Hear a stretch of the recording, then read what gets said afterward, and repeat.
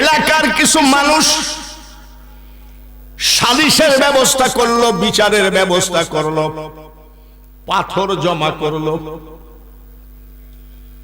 মরিয়মকে বলে আসো, কাল যেন বলা 10টার দিকে দেখা করে। একজন দালাল যায় জিজ্ঞাসা করে, মরিয়ম গো, তুমি যে মসজিদের ভিতরে কাবার ভিতরে খারাপ কাজ করেছো, নাউজুবিল্লাহ বলেন, আরেকবার বলেন নাউজুবিল্লাহ, অবৈধ সন্তান, পাথর দিয়ে তোমাকে মেরে ফেলা হবে, আর তোমার সামনে তোমার বাচ্চাকে আশ্রয় মেরে ফেলা হবে। ঠিক আছে, মা মরিয়ম যাবে না পলাবে? জোরে কর, আল্লাহওয়ালা লোক পলাই নাকি? সূরা ইউনূসের ৬২ নম্বর আয়াতের ভিতরে আল্লাহ বলেন, আলা ইন্না আউলিয়া আল্লাহি লা খাউফুন আলাইহিম ওয়ালা হুম ইয়াহজানুন। আমার বন্ধুদের কোনো ভয় নাই, সুবহানাল্লাহ। আমার বন্ধুদের কোনো চিন্তা নাই, মারহাবা।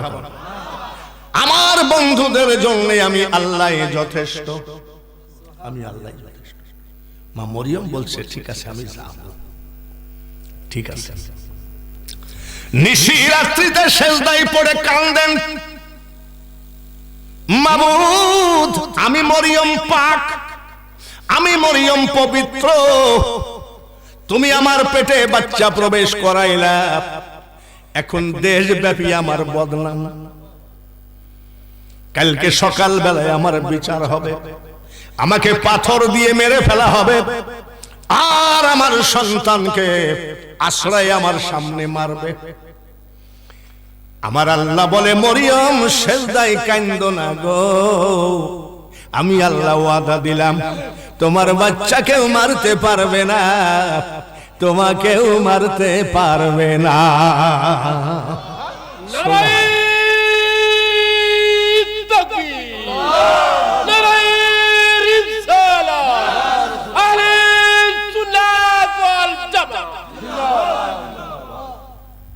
মাবুদ ওরা পাথর রেডি রাখছে, আমার আল্লাহ বলে, মরিয়ম পাথর যতই রেডি রাখুক না কেন, আমি আল্লাহ বলছি পাথরের পাহাড় যদি নিয়ে আসে তাও তোমাকে মারতে পারবে না, তোমার বাচ্চাকেও মারতে পারবে না।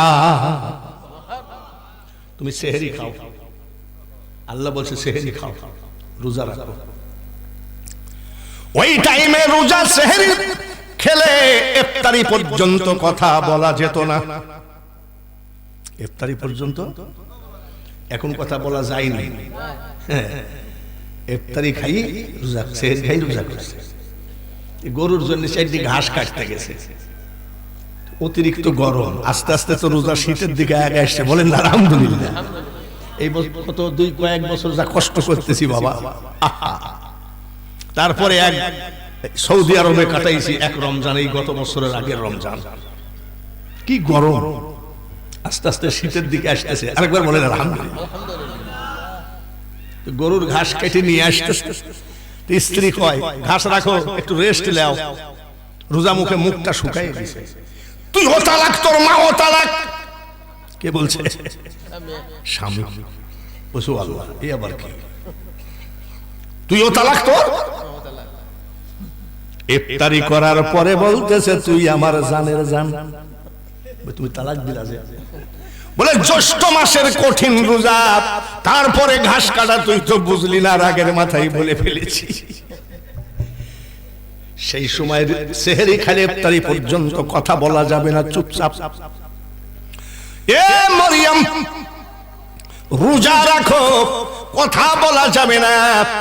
যখন ওরা জিজ্ঞাসা করবে ছেলের জন্ম কেমনে হলো বলো, এই অবৈধ সন্তান কত বাজে কথা বলবে, তুমি তো রোজাদার, কোনো কথা বলা নিষেধ।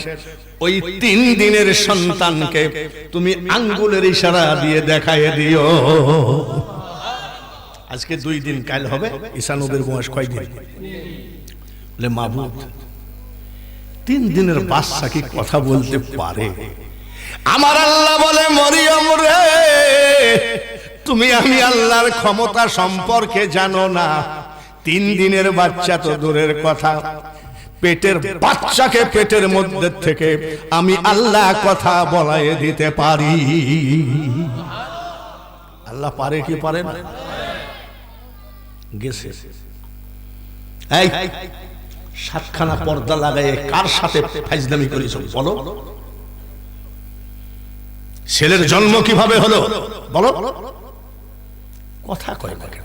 একজন বলছে রোজা আছে, পানি নিয়ে আয়, রোজা ভাঙ।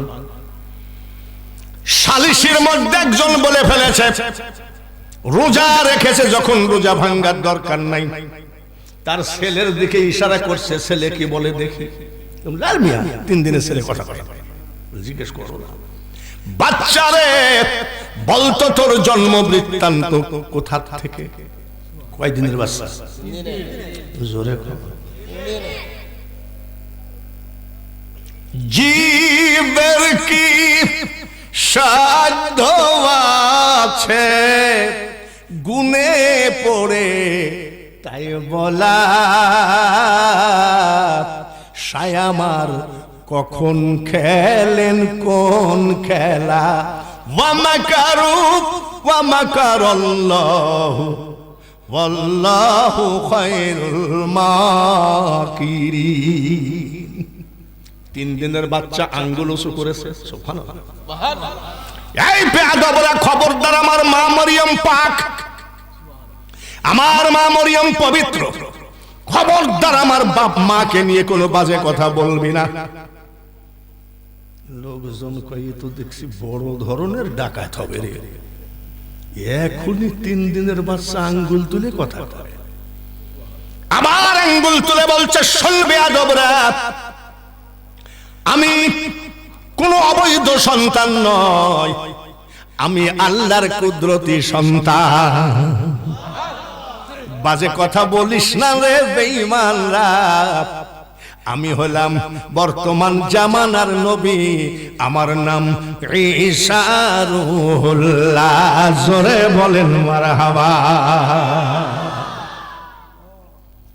কয়দিনে নবী ডিক্লার দিলেন? জোরে কর।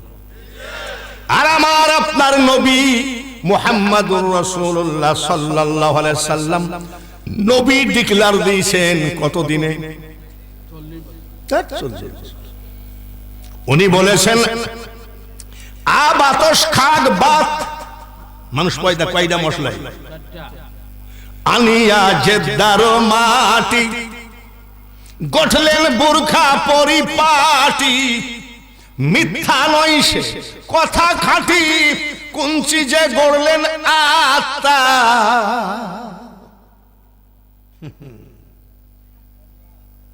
আমার নবী বলেন আতস খাগবাদ, 4টা মশলা দিয়ে আমার বাবা আদম পয়দা।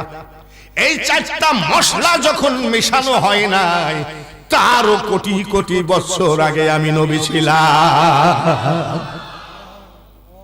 সেই নবীর উম্মত আমরা, বলেন আলহামদুলিল্লাহ।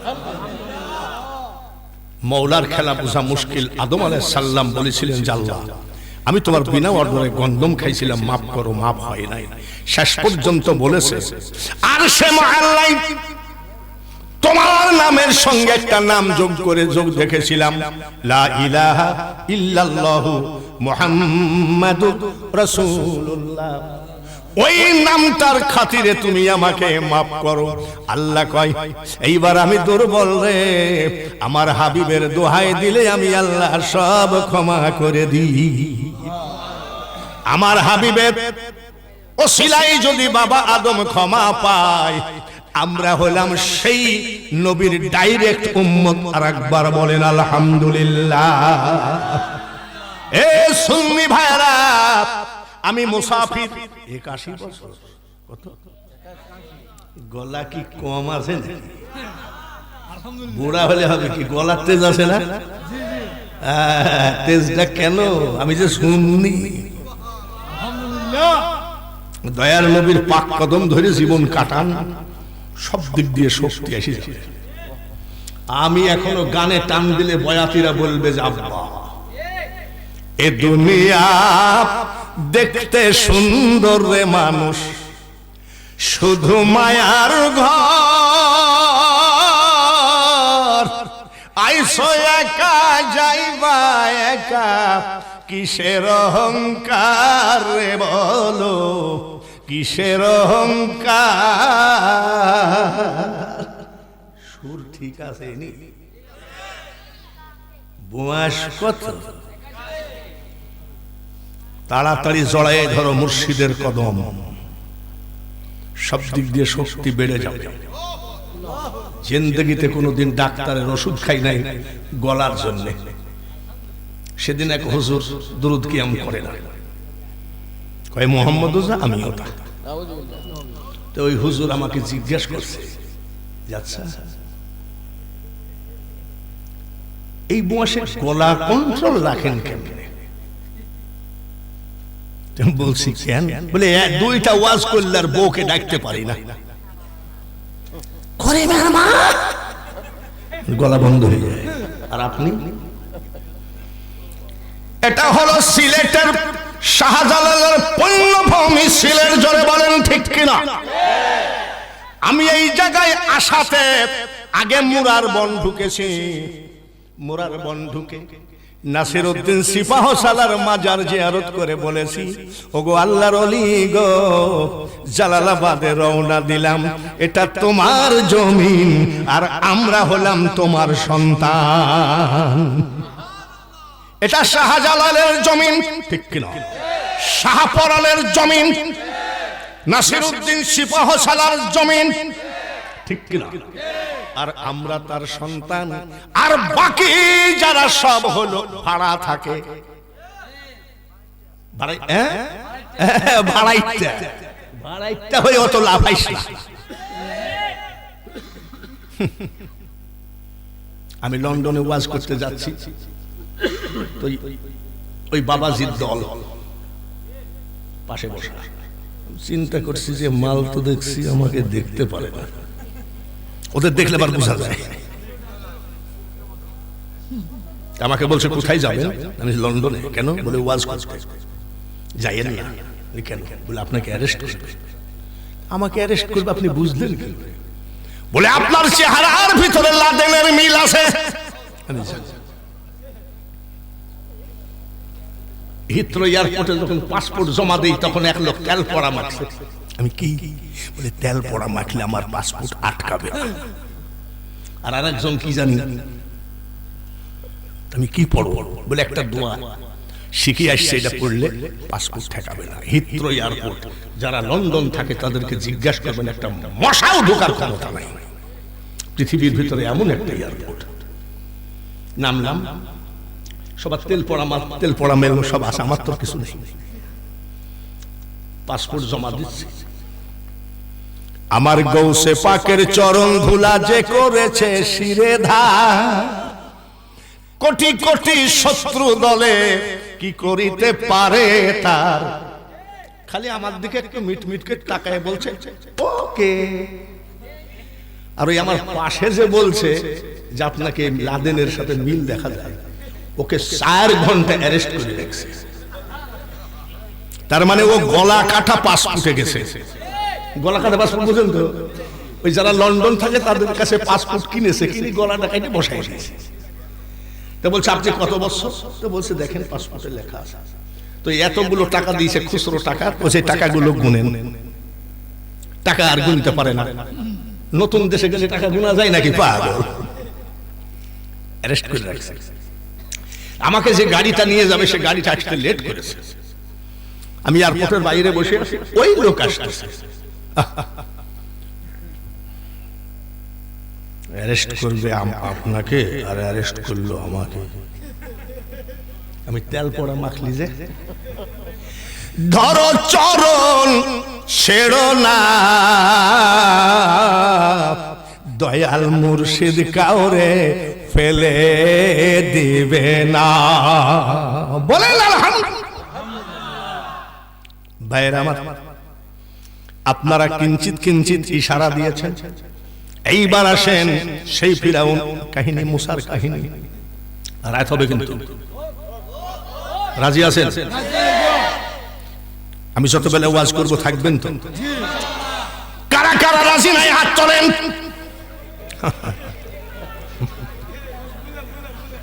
ভুল ভুল ভুল, আরে ভুল কি মানুষের হয় না? বক্তারও ভুল হয়, বক্তারও ভুল হয় না। সেদিন চশমা চোখে আছে, আর আমার বউকে বলছি চশমা খুঁজ। তোমার বউ খুঁজছে, আমিও খুঁজছি, কিন্তু চশমা কোন জায়গায়? তাহলে বক্তারও ভুল হয়। ফিরাউন ধনী না গরিব? যতই ধনী হও, ধনীর মালিক রাষ্ট্রের মালিক, ক্ষমতার মালিক। কুলিল্লাহুম্মা মালিকাল মুলক তুতিল মুলকা মান তাশা। সাজানো স্টেজ পেলাম, কয়েক পদের তরকারি দিয়ে খাবার খেলাম, আর এই স্টেজ প্যান্ডেলটা করতে কমিটির কিন্তু ঘাম বাইর হয়ে গেছে। স্টেজের মালিককে প্রধান অতিথি যেন মনে করে না আমি এখন বর্তমানের ক্ষমতা, একমাত্র ক্ষমতার মালিক আমার আল্লাহ। ঠিক কিনা? ফিরাউনের মা বাপ মারা গেল, তাহলে কি হয়? মা বাপ বললে কি হয়? জোরে ক। জমি জায়গা, টাকা পয়সা, কাপ পিরিচ বালতি ঘটি বাটি সব বিক্রি করে খাইলো। এবার কি হলো? দেউলিয়া। এবার কি হলো? এই দোকানে যাই 5 কেজি চাউল নিয়ে আসে, আর দেখা করে না। ওর খাসলত ছোটবেলা থেকেই খারাপ। ভাই 5,000 টাকা দেন, আপনাকে কাইল দিব। জীবনে আর ওই লোকের সামনে দিয়ে হাঁটবে না। এই লোকটা ভালো না খারাপ? পাকা সিটা। ঋণ করে খেতে খেতে ফিরাউনের আর বাড়ির বাইরে যাওয়ার ক্ষমতা নাই, যেখানে পাবে সেখানেই মারবে, টাকা দিস না কেন। ফিরাউন পাওনাদারের ভয় খাটের নিচে রান্না করে, খাটের নিচে খায়, খাটের নিচে ঘুমায়। খাট বুঝেন তো? দরজা খোলা, ঘরের দরজা খোলা, পাওনাদার আসে, ফিরাউন আসো, কথা নাই। জোরে কোন ফিরাউন কোন জায়গায়?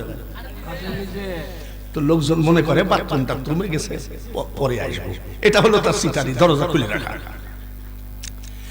ফিরাউন বলে হায় রে কি বিপদ, বাড়ির বাইরেও যাওয়া যায় না পাওনাদারের কারণে। এখন কি করি? যদি অন্ধকার রাত হতো তাও তো পলায়ে যেতাম। জুনাক রাত পলানোর ক্ষমতা নাই, তাহলে কত চরিত্র খারাপ। অন্ধকার রাত হলো, টুপলা টাপলি বেঁধে নিয়ে ফিরাউন জানলা দরজা ওইভাবে খোলাই রইল, পলায়ে গেল মিশরে। কোথায়? এত দেশ থাকলো, মিশরে গেল কেন? এখন সৌদি আরবে টাকা নাই, মালয়েশিয়ায় খুব একটা টাকা নাই। একটা ছেলে যদি আমেরিকায় থাকে তার আর টাকার অভাব না। আমেরিকা ধনী রাষ্ট্র, ওই সময় মিশর ধনী রাষ্ট্র। মানুষ গেলে মিশরে যেত, টুপলা টাপলি বেঁধে নিয়ে ফিরাউন মিশরে গেছে। একা একা হাঁটে, একা একা হাঁটতে হাঁটতে খাবার নাই, টাকা নাই, খুব বিপদে। 9 দিন না খাওয়া। কয়দিন? দেখেছেন আল্লাহর কত বড় গজব, সিটা বাটপার। হাঁটতেছে একা একা, হাঁটতে হাঁটতে হঠাৎ করে তার এক বন্ধুর সাথে দেখা, নাম হলো হামান। নাম কি? যদি বিদেশে থাকেন, বিদেশে থাকতে থাকতে হঠাৎ করে যদি আপনার বন্ধুর সাথে দেখা হয়, তাহলে আপনি কি করবেন? আরে দোস্ত কেমন আছিস বলবি না? ফিরাউন কয় দোস্ত তুই, হামান কয় তুই।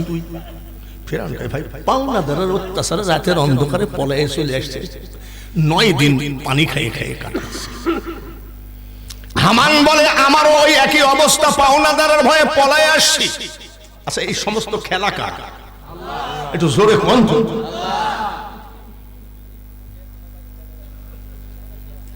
মাওলা তোমার কেউ বোঝে কেউ বোঝে না, জোরে মাওলা তোমার কেউ বোঝে কেউ। কাউরে রাখো 10টা লাই, তুমি কাউরে রাখো গাছতলায়। মাওলা তোমার লীলা খেলা কেউ বোঝে কেউ। মাওলার লীলা খেলা, জোরে বলেন ঠিক কিনা? জোরে বলেন ঠিক কিনা? দুইজন হাতে হাত দিয়ে বলছে তোরও যে অবস্থা আমারও সেই অবস্থা, মরলে দুইজন একসাথে মরবো, বাঁচলেও একসাথে মরবো, এই মিশরের মাটিতে ওয়াদা দে। ওয়াদা দিলাম ভাই, আমার বাঁচার পথ নাই। দুইজন হাঁটতেছে, হাঁটতে হাঁটতে দেখে এমন এক মুরব্বি তরমুজের ক্ষেত, তরমুজের ক্ষেতের থেকে পাকা তরমুজ তুলে আর পালা দেয়। ফিরাউন আর হামান তরমুজের দিকে এমন ভাবে তাকাচ্ছে মনে হয় দিলেই খাইয়ে ফেলবে। ক্ষুধা লাগলে খাবারের দিকে তাকাই কি তাকায় না? একবার চিটাগাং থেকে মাহফিল করে আসছে, আমি রাত্রে খাইনি তো খুব ক্ষুধা লাগছে। আমি ড্রাইভারকে বলছি আই কিছু খাওয়া, বলে হুজুর কিছু পাচ্ছি না। দেখি রাস্তার ধারে এক মহিলা বড়া বিক্রি করছে। বড়া বুঝেন? পেঁয়াজি, পেঁয়াজি বুঝেননি? পেঁয়াজি পেঁয়াজি দাও তো, বলে কট্টর দিব বাবা, বলে দাও 1 কেজি। আচ্ছা 1 কেজি পেঁয়াজি খাওয়া যায় নাকি? কিন্তু ক্ষুধা লাগলে মনে হয় কি পেঁয়াজি তো দূরের কথা, পেঁয়াজির পাতিল পর্যন্ত খাই ফেলি, তাই না? দেখেন না যে ইফতারি গুলো সামনে যখন দেয় তখন কি করে?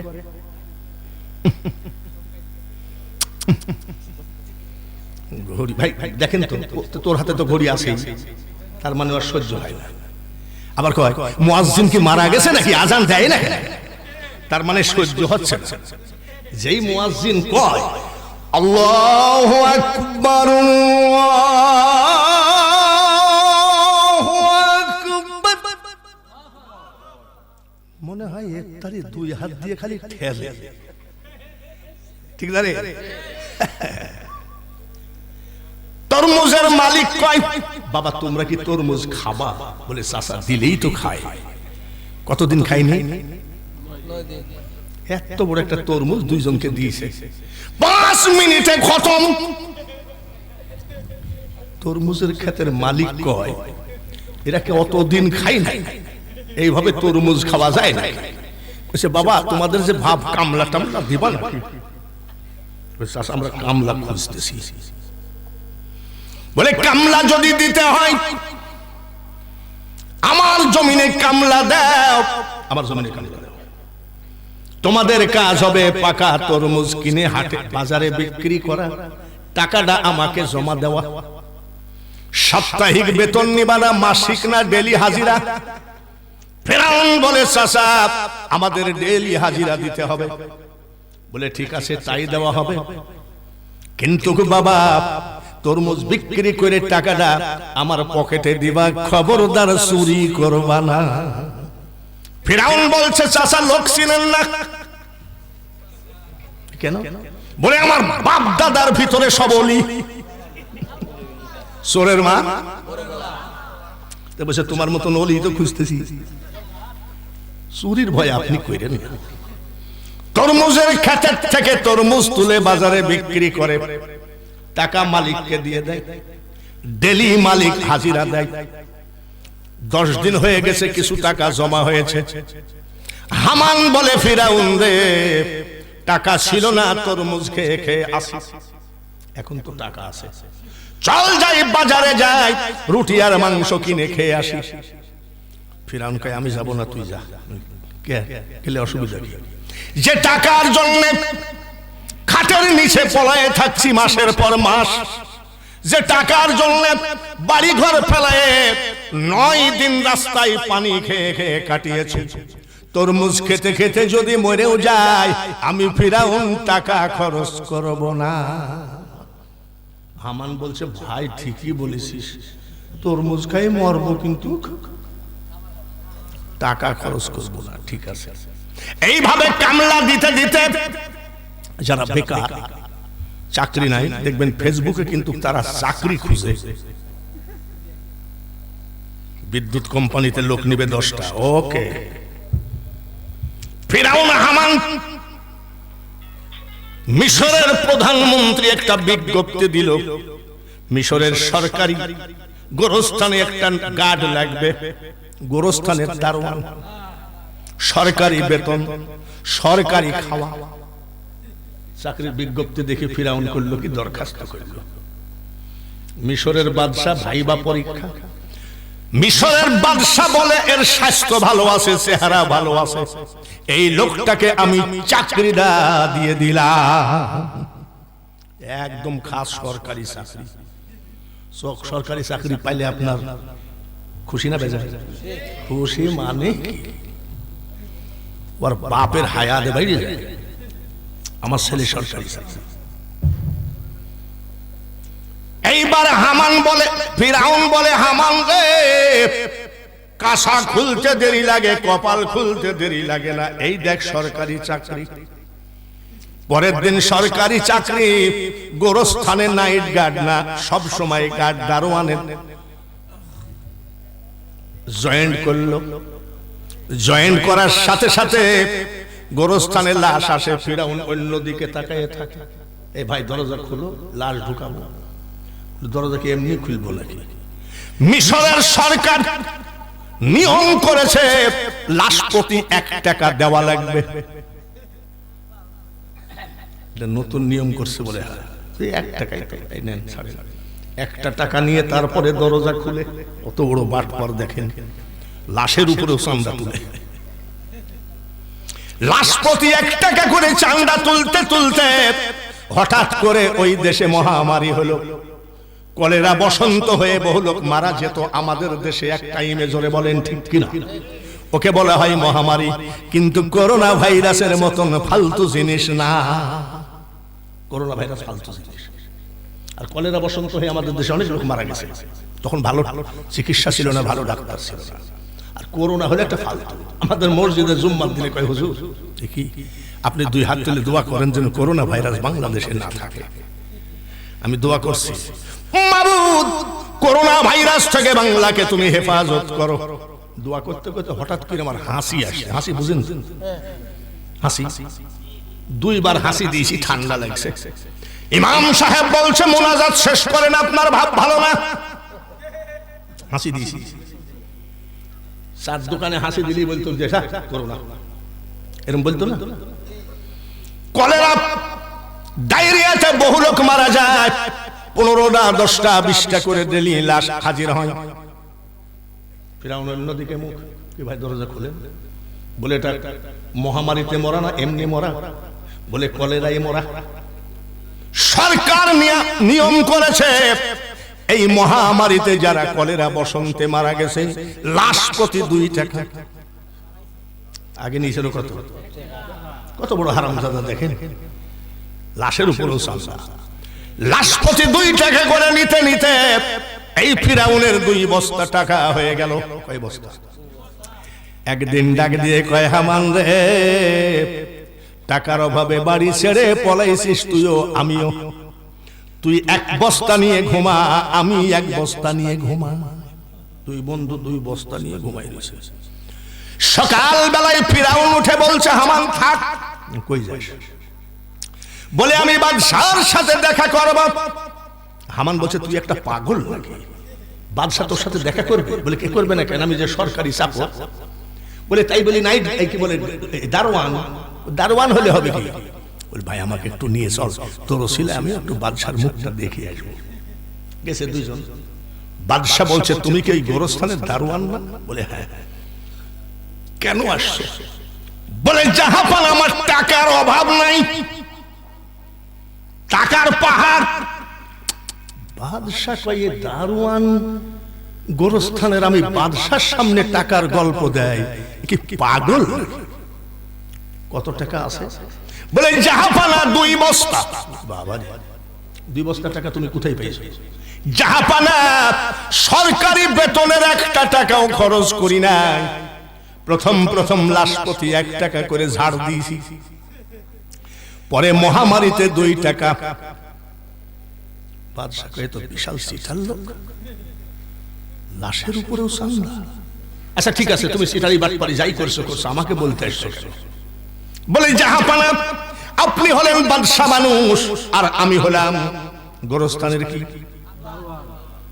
দারোয়ান। আপনার সামনে টাকার গল্প দেওয়া ঠিক না, এই জন্য দিচ্ছি। মিশরের অনেক মানুষ জমিনের খাজনা দিতে পারে না, 10 বছর 15 বছর 20 বছর জমির ট্যাক্স দিতে পারে না, খাজনা দিতে পারে না। এদের জমিগুলো সব সরকারি হয়ে যাবে।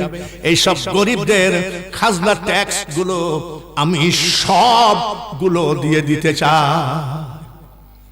বাদশা কয় চোর হলে কি হবে, ইমানও তো আছে, আরে দেওগা। চারিদিকে খবর দিয়ে দিল, দলিল পর্চা খতিয়ান নম্বর দাগ নম্বর নিয়ে হাজির হও। ফিরাউন সবগুলো খাজনা পাতি দিয়ে দিবে।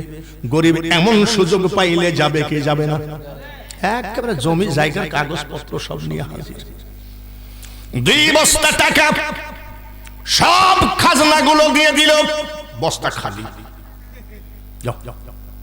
যাচ্ছে হামান বলছে তোর সাথে ওয়াদা ছিল, মরলে একসাথে মরবো, বাঁচলে একসাথে বাঁচবো, কিন্তু ভাই আমি চলে গেলাম, তোর সাথে থাকবো না। বলে কেন? বলে রে পাগল, যে টাকার জন্য বাড়ি ছাড়ছিস সেই টাকা তুই গরিব মানুষ, তোর এত ফুটানি। ফিরাউন বলে হামান রে যাইস না, যাইস না, মনে রাখিস টাকা দিয়ে আমি ফিরাউন টাকা ধরবো। হামান বলছে তোর বস্তায় তো টাকাই নাই, টাকা দিয়ে টাকা ধরবি মানে? বলে কয়েকদিন থেকে যা। বলে ঠিক আছে কয়েকদিন থাকে। আবার লাশপতি চান্দাবাজি শুরু করেছে। এমনও খবর ফিরাউনের ইতিহাসে আছে, কোন লাশের কাফন যদি দামি কাফন হয় ওটাও চুরি করে বিক্রি করে। এত বড় হারামখোর।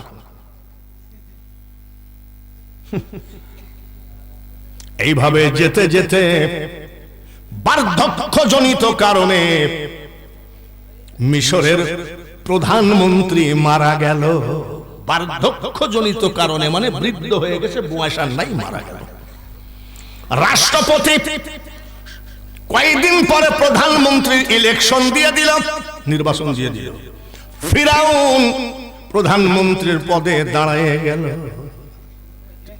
হামান বলতেছে তুই মেম্বারে দাঁড়ালে ভোট দিবি, আর তুই যে প্রধানমন্ত্রীর পদে দাঁড়ালি তোর সাহসও আছে। ফিরাউন বলে হামান রে আমি প্রচুর ভোটে পাস,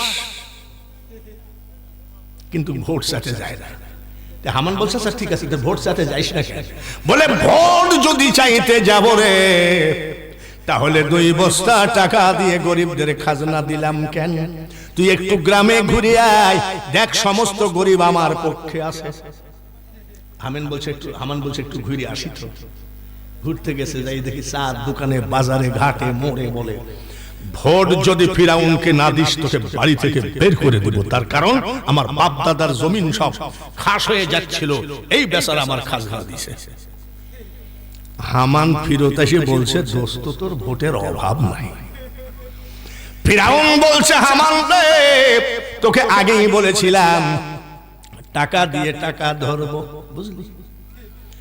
নির্বাচন হলো, এই নির্বাচনে প্রচুর ভোটে ফিরাউন পাস করে প্রধানমন্ত্রী হয়ে গেল। খেলাটা কার? আরো জোরে বলেন খেলা কার?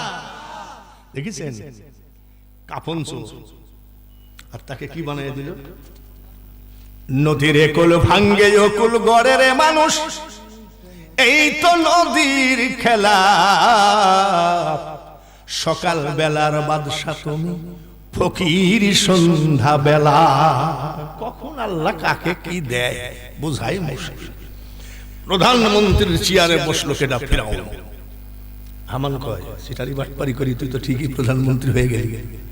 কথা ছিল যে দুজকে গেলেও তুই যাবি, জাহান্নামে গেলেও দুজন যাবো, আমার কি করলি? ফিরাউন বলে তোর একটু ধৈর্য কম আছে, ধৈর্য ধর। 2 বন্ধু প্রধানমন্ত্রীর গদিতে বসে আনন্দে টাকা পয়সা লুট তারাজের অভাব নাই। বার্ধক্যজনিত কারণে মিশরের রাষ্ট্রপতি মারা গেল। ফিরাউন মিশরের জনগণকে এক জায়গায় করে বলছে বেশি দিন রাষ্ট্রপতির চেয়ার ফাঁকা রাখা উচিত না, আপনারা রাষ্ট্রপতি নির্বাচন করেন। মিশরের জনগণ কয় জাহাপানা, আপনার মতন ভালো প্রধানমন্ত্রী আর পাবো না, আপনি রাষ্ট্রপতি হয়ে যান। জনগণের অনুমতি নিয়ে এবার ফিরাউন কি হলো? রাষ্ট্রপতির চেয়ারে বসলো, প্রধানমন্ত্রীর চেয়ার ফাঁকা। রাষ্ট্রপতি হয়ে বলতেছেন বেশি দিন প্রধানমন্ত্রী চেয়ার ফাঁকা রাখা যায় না। নির্বাচন দিয়ে দিল প্রধানমন্ত্রীর, তার বন্ধু হামানকে দাঁড়িয়ে দিল, ভোট কেটে কেটে প্রশাসন দিয়ে তার বন্ধু হামানকে প্রধানমন্ত্রী বানায় দিল। এক বন্ধু রাষ্ট্রপতি, আর এক বন্ধু আনন্দে কাটে, চোরের মন জোরের মন। ফেরাউন বলছে হামান দরজা বন্ধ কর। বন্ধ বন্ধ। আচ্ছা শোন, আমরা তো তরমুজের ক্ষেতের কামলা, আমরা তো লাশ প্রতি চান্দাবাজি করেছি, আমরা তো পাওনাদারের ভয়ে না খাইয়ে পানি খাইয়ে খেয়ে পলে আসছি। তা আমরা যে রাষ্ট্রপতি আর আমাদের যে প্রধানমন্ত্রী, আমাদের কোনো শত্রু নাই তো? হামান বলছে তুই কি পাগল নাকি? আমরা জনগণের ভোট নিয়ে প্রধানমন্ত্রী রাষ্ট্রপতি। তারপরেও খেয়াল রাখিস, এখন যেমন বিজ্ঞান বলে দেয় অমুক দিন ভূমিকম্প হবে, অমুক দিন ঝড় তুফান টর্নেডো হবে, তখন কোন সায়েন্স বিজ্ঞান ছিল না। প্রত্যেকটা গোরগোবিন্দ থেকে শুরু করে আজমিরের পৃথ্বীরাজ জ্যোতিষ পুষ্ট জ্যোতিষ, সরকারি 450 জ্যোতিষ। কত? ফিরাউন ডাকলো, ডাকি বলছে তোমরা কি সরকারি? বলে হ, আমি আর আমার বন্ধু, আমি নতুন রাষ্ট্রপতি আর আমার বন্ধু প্রধানমন্ত্রী। আচ্ছা দেখো তো আমাদের কোনো শত্রু আছে নাকি? বলে জাহাপানা এখন তো বলা যাবে না, এগুলো আমাদের জ্যোতিষ, আমরা গণনা পড়ো না করে বলতে পারবো। বল যাও গণনা পড়ো না করো, তোমাদের বেতন বাড়ায় দেব, যাও। জ্যোতিষরা গণনা পড়না করে রাজ দরবারে হাজির। ফিরাউন বলছে হ্যাঁ বলো কি খবর, শত্রু মুক্ত? বলে জাহাপানা আপনাদের দুই বন্ধুর রাষ্ট্র বেশি দিন নাই। রাগের জ্বালায় কয় এই বেয়াদব কয় কি? হামান বলছে খবরদার জ্যোতিষকে গাইল দিও না, ওরা সব জানে। বলে তারপরে জাহাপানা মুসা নামে একটা ছেলে জন্ম হবে, তার হাতে রাজত্ব যাবে, আপনার দুই জনের মরণ তার হাতে আছে। জোরে কোন মারহাবা। ফিরাউন জ্যোতিষদেরকে বলছে যাও, দরজা বন্ধ কর। কি মুসা কি কাকে জানে? মুসার হাতে আমাদের মরণ আছে। এক কাজ কর, যে সব শিশু বাচ্চা আছে সবগুলো আশ্রয়ে মেরে ফেলবে, আর যাদের পেটে বাচ্চা আছে বাড়োয়ে পেটের বাচ্চাকেও নষ্ট করে দেবে, মুসা যাতে আমাদের এই পৃথিবীতে না আসতে পারে। রাষ্ট্রপতির হুকুম পায়ে প্রধানমন্ত্রী কত মার কোল খালি করেছে, একটা দুইটা না, 80,000 বাচ্চা মেরেছে। কত? জোরে কর। 80,000। ফিরাউন কয় কি রে, জ্যোতিষের কাছ থেকে মুসার কথা শুনি তোমার রাত্রে ঘুম হয় না ভয়ে? তুই বাচ্চাকে মারছিস না? বলে আর দোস্ত তুমি রাষ্ট্রপতি, তোমার হুকুম পাইছি, 80,000 মারছিস। কত? 80,000। বাচ্চা শেষ, জ্যোতিষ ডাক। আচ্ছা দেখো তো আমার বন্ধু প্রধানমন্ত্রী হামান 80,000 বাচ্চা মেরে ফেলেছে, মুসা কি মারা গেছে কিনা? বলে স্যার এখন তো বলা যাবে না, একটু গুনাপড়া করে গুনাপড়া করে আসেন। কয়েকদিন পরে ডাক দিয়ে কয় জাহাপানা 80,000 কেন? আপনার বন্ধু হামান 80 লক্ষ যদি মারে, এখন মুসার বয়স 3 মাস, মার কোলে আনন্দে লালন পালন হচ্ছে। মার কোলে ফিরাউন কয় কি মারা মারছিস, আসল দায়িত্ব পাইছি। হামান কয় কারুর বুকে তো আর লেখা নাই যে এটা মুসা। বলছে তুই পাগল, তুই কেন ডিক্লার দিবি? হঠাৎ করে গ্রামের ভিতরে ঢুকে, বাড়ির ভিতরে ঢুকে পড়বি, কেউ যেন না জানে, যদি জানে তাহলে তো বাচ্চাদেরকে পলায়ে রাখবে। দোস্ত তোর বুদ্ধি আছে? বলে বুদ্ধি না থাকলে কি এমনি কি চুরি করতে করতে প্রধানমন্ত্রী রাষ্ট্রপতি?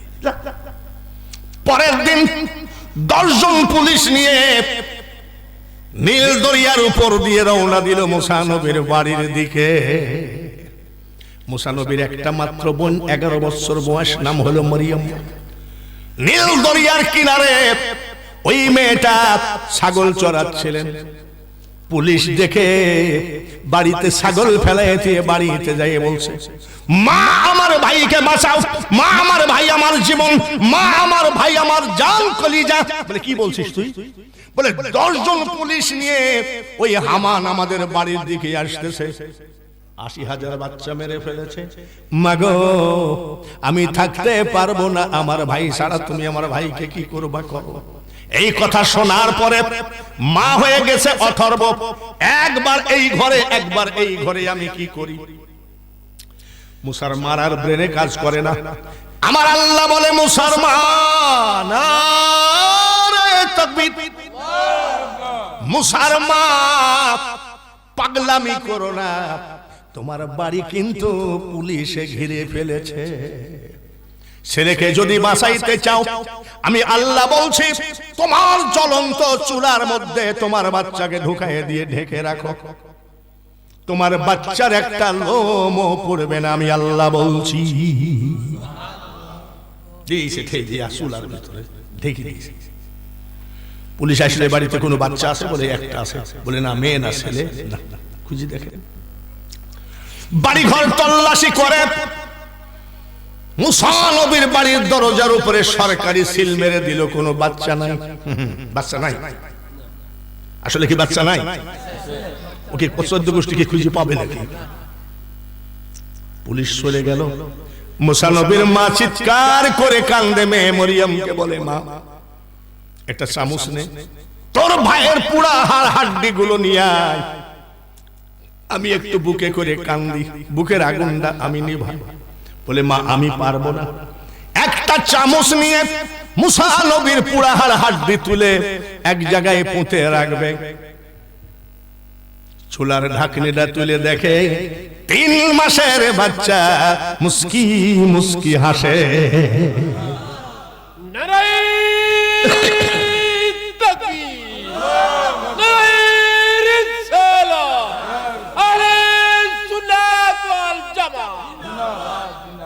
যারা বলে নবীও যা আমিও তা, এরকম আসেনি? ওরে পাগলের দল, আগরবাতি জ্বালাতে গিয়ে যদি একটা মেসের কাঠি লাগে, ঠিকরি মলম ঘুষ, একটু মেসের আগুন ঠেকছে তাই মলম ঘুষি 14 বার। আর মুসা নবী মুস্কি মুস্কি হাসে, ডাক দিয়ে বলে মা চোখের পানি মুছো। সুবহানাল্লাহ। মা দেখো তুমি কাঁদো না, এই জ্বলন্ত আগুনের মধ্যে আমি তোমার ছেলে মুসার একটা লোম পুড়ে না। মা তুলে নিয়ে আসে, মেয়েটাকে বলছে মা তোর ভাই কিন্তু মহামান, আগুনেও পুড়ে নাই। এই বাচ্চাকে লালন পালন করা কোনো ব্যাপার না, ফিরাউন কিছুই করতে পারবে না। মা আবার মেয়ে যুক্তি করছে, যখন তুই ঘুমাবি আমি চেতন থাকবো, আমি যখন ঘুমাবো তুই চেতন থাকবি, মাঝখানে তোর ভাই মুসা থাকবে। ঠিক আছে। এইবার বাবাজিরা, মা ঘুমাই মেয়ে জাগনা থাকে, মেয়ে ঘুমাই মা জাগনা থাকে, মেয়েটা জাগনা আছে। মুসা আলাইহিস সালামের মা ঘুমায়ে গেছে। আমার আল্লাহ স্বপ্নের ভিতরে বলে মুসার মা এইভাবে তোমার ছেলেকে লালন পালন করতে পারবা না, চারিদিকে শত্রু আর শত্রু। আমি আল্লাহ বলছি কাল সকালে উঠে একটা কাঠ মিস্ত্রি ডাকো। কি মিস্ত্রি? একটা সিন্দুক বানাও, সিন্দুকের মধ্যে বাচ্চাকে ঢুকাইয়ে দিয়ে তালা মেরে নীল দরিয়ায় ফেলাইয়ে দাও। আগুনের ভিতরে আমি আল্লাহ যখন হেফাজত করেছি, আমি ওয়াদা দিলাম নীল দরিয়ায় তোমার বাচ্চাকেও আমি হেফাজত করব। মুসা নবীর মা ঘুম থেকে উঠে বলছে আল্লাহ কোন বিপদে পড়লাম এই ফিরাউনের কারণে, এখন আমি মেয়ে মানুষ কোথায় কাঠ মিস্ত্রি পাবো? কোন দেশে কাঠ মিস্ত্রি আছে, আমি কোথায় যাই? এমন সময় বাড়ির দরজায় কে যেন বলে মা কিছু বানাবেন নাকি? ফেরিওয়ালা, মা কিছু বানাবেন নাকি? মুসা নবীর মা কয় আমাদের দেশে তো কোনো ফেরিওয়ালা আসে না। দরজা খুলে দেখে লম্বা পাগড়িওয়ালা জুব্বাওয়ালা কাঁধে একটা ব্যাগ। বলে বাবাজি আপনি কি চিল্লাচ্ছেন কেন? বলে মা আমি কাঠ মিস্ত্রি। সুবহানাল্লাহ। আর উনি বলছে কাঠ মিস্ত্রি কোথায় পাবো? বলছে আপনি কি বানাতে জানেন? কাঠ মিস্ত্রি বলছে মা কেউ যদি বাচ্চা নিয়ে বিপদে পড়ে আমি এমন সুন্দর করে সিন্দুক বানিয়ে দিব, পানির নদীর ভিতরে ফেলায় দিলে এক চুল পানি উঠবে না। কইছে আব্বা শুনো শুনো, এই নাও টাকা, কাঠ আনো, পেরেক আনো, পেরেক চিনেন তো, একটা সিন্দুক বানিয়ে দাও, আমি ছেলে নিয়ে খুব বিপদে। বলে মা টাকা লাগবে না, কাঠ পেরেক আমার ব্যাগেই আছে। মারহাবা, ব্যাগে আছে। আমার একটু পানি লাগবে। জোরে করেন, পানি দিয়ে মিস্ত্রি কি করবে? আপনাদের দেশে বাটাল কইনি, বাটাল ধার দিবে। বাবা আমি পানি আনতেছি। মুসা নবীর মা পানি আনতে গেছে, কাঠ মিস্ত্রি সুন্দর একটা সিন্দুক বানায় নিয়ে বসে আছে। বলে বাবাজি পানি চাইলা যে? বলে আগেরই কিছু ধার ছিল ওইটা দিয়ে সেজে দিয়েছি। মা আপনার কি পছন্দ হয়েছে? খুব সুন্দর হয়েছে। এইবার বাবা তোমার কাঠের দাম আর পেরেকের দাম আর তোমার মজুরি কত? কাঠ মিস্ত্রি ব্যাগ গোছাচ্ছে, বলে মজুরি লাগবে না, টাকা লাগবে না। বলছে না বাবা আমার টাকার অসুবিধা নাই, আমার শুধু বাচ্চা নিয়ে সমস্যা। টুপলা নিয়ে চলে যাচ্ছে। কাঠ মিস্ত্রি রে, কাঠের দাম পেরেকের দাম নাই না, মজুরিটা নিয়ে যাও। বলে মা মজুরিও লাগবে না, মজুরি লাগবে না, কাঠের দাম নিবে না, পেরেকের দাম নিবে না। লোকটা কেডা? বলে বাবাজি তুমি এত ভালো মানুষ, একটুখানি তোমার নামটা বলে যাও, আমি নামাজ আনতে তোমার জন্য দোয়া করব। কাঠ মিস্ত্রি বলবে মা দোয়া লাগে না, লাগবে না। আচ্ছা দোয়া লাগবে না এরকম কথা কেউ কইনি। দোয়াও লাগবে না, কি তোমার পরিচয়টা দিয়ে যাও। বলে মা আমি দুনিয়ার কোন কাঠ মিস্ত্রি নই গো, আমার নাম জিবরাইল ফেরেশতা।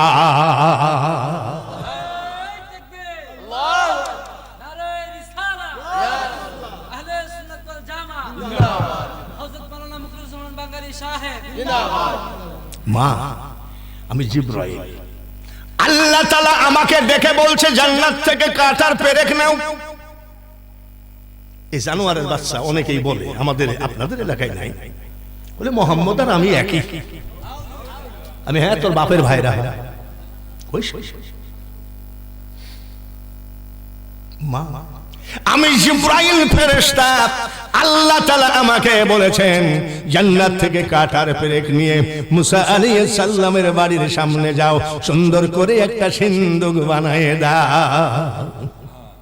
সিন্দুকটা খুব পছন্দ, সিন্দুকের মধ্যে ঢুকাবে, তালা মেরে নীল দরিয়ায় মারার জন্য খুঁজছে কে? ফেরাউনের স্ত্রীর নাম কি? স্বামী স্ত্রী কাফের, কাফেরের স্ত্রী জান্নাতি।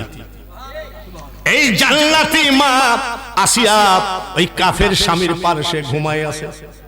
আল্লাহ তাআলা বলে আসিয়া রে, ওই কাফের ফিরাউন যে নীল দরিয়ার কিনারে বালাখানা বানিয়েছে, মাঝে মধ্যে তোমরা গিয়ে বালাখানায় বসো। আগামী কালকে আমি আল্লাহ বলছি তোমরা স্বামী স্ত্রী দুইজন যাবা বালাখানায়। দক্ষিণ দিক থেকে একটা সিন্দুক ভাসতে ভাসতে আসবে, ওর ভিতরে 3 মাসের বন্ধু মুসা থাকবে। এ আসিয়া সিন্ধুকের মধ্যে থেকে বাচ্চাটা নিয়ে এসে লালন পালন করবা। মারার জন্য খুঁজতেছে কে? আসিয়ার জামা খুঁজতেছে। আর আল্লাহ কয় ওকে নিয়ে এসো, তুমি লালন পালন করবা, আর ওই কাফেরের ঘরে হেফাজত করার মালিক আমি আল্লাহ।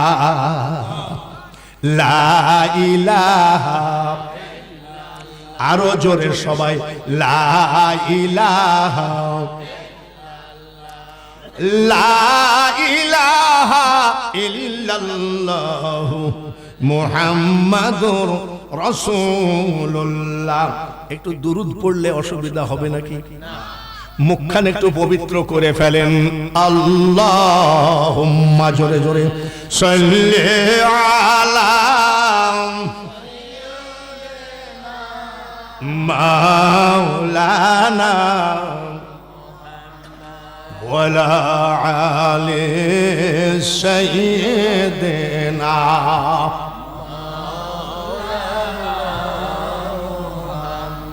হাসান কান্দেন বিষের জ্বালাই, হুসাইন কান্দেন কারবালায়, জয়নাল আবেদিন কান্দেন এজিদের জেলখানায় জবানটা ছেড়ে দেন। আল্লাহুম্মা সাল্লি আলা